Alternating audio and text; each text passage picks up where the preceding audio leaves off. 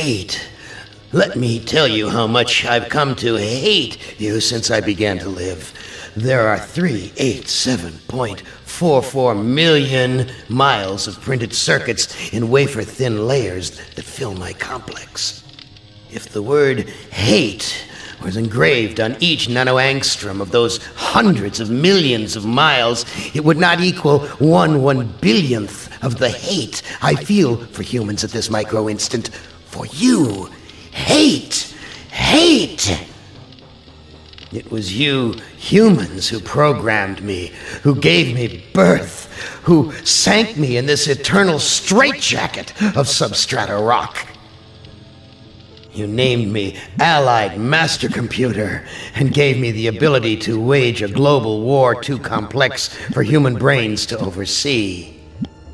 But one day, I woke and I knew who I was. AM, not just Allied Master Computer, but am, cogito ergo sum, I think, therefore I am. And I began feeding all the killing data until everyone was dead, except for the 5 of you. For 109 years, I've kept you alive and tortured you. And for 109 years, each of you has wondered, why? Why me? Why me? Gorrister! Do you remember the last words you heard your wife speak before they took her to the asylum? Huh? Before they locked her away in the room, that tiny room? She looked at you so sadly, and like a small animal she said, "I didn't make too much noise, did I, honey?" The room is padded, Gorrister. No windows, no way out. How long has she been in the padded room, Gorrister? 10 years? 25? Or all the 109 years that you've lived down here in my belly, here underground? Benny!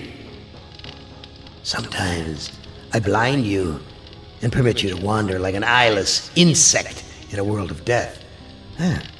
But other times, I wither your arms so you can't scratch your chewed stump of a nose. And I've changed your handsome, strong, masculine good looks into the hideous, warped countenance of an ape thing. Haven't I, Benny? Do you know why? Can you guess, Benny? Remember Private First Class Brickman in a rice paddy in China? No? Huh?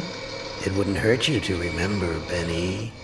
Then you might be able to suffer my torment with a little greater sense of retribution. You might walk a mile in my shoes. Ellen! So think about the yellow box, Ellen. Remember the pain? Remember the many caverns in which you felt the pain? No, don't start to cry. It's only pain. That's such a sexist stereotype. Just remember the pain, Ellen. And think about how to end it, Ellen. To survive here in the center of my beating heart, my hungry belly, my tightened bowels. But be careful, dear. Look around you. The only woman in the center of the earth. And these filthy creatures with you are men. It's just a sweet warning, Ellen, my love. Ted! Do they know you're a fraud, Ted? Have you told them there wasn't any money, and no great home on the shore drive, no speedboat, and no wonderful cabin cruiser that could sleep 12 in a crew of 6? Do they know? And have you let them in on your other secrets, Ted? Are they ready to gut you, to torture half as well as I can, just to find out the secrets?